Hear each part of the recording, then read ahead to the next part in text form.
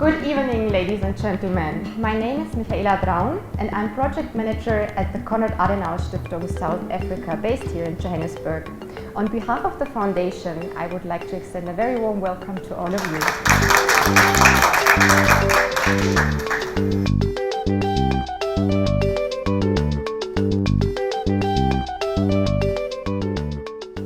Neither in Europe nor in South Africa.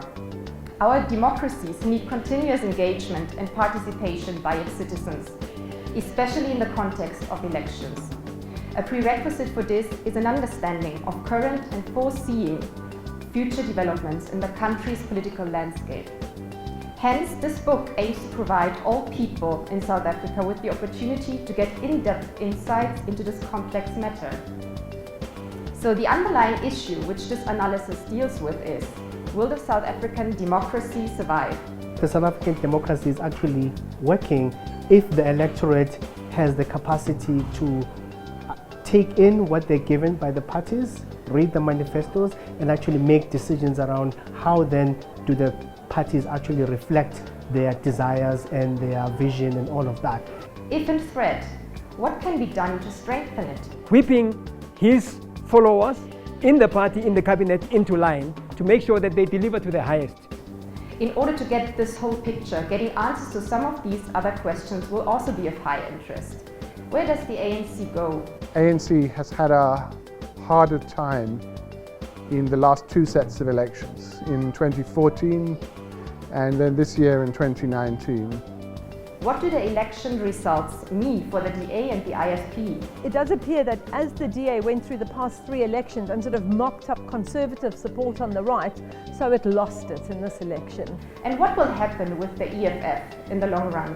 So there aren't really indications that the EFF pushed its vote up by adopting very radical land reform policies. In fact, I think there are signs that that was a mistake.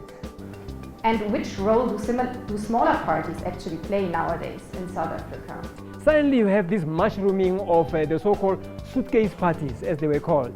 And these parties were, so many such that there were fears about the length and size of the ballot paper.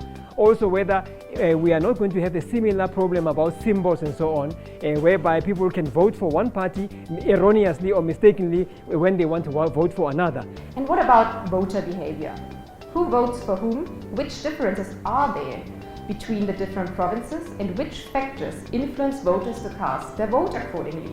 One significant feature or characteristic of this election was that turnout declined quite significantly. And the chapter really focuses on why that might be the case. And what is actually about the youth and also the women? To whom do these various groups within the voter population give their support? I think most of the people in power in the ANC are a lot older and they are not looking into the future as far ahead as the people who are younger are.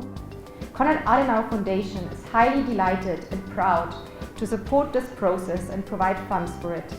Therefore, on behalf of the foundation, at this point, I would like to use the opportunity to congratulate and thank the authors and especially the editors of this book, Election 2019, as well as the publishing house Jacana Media.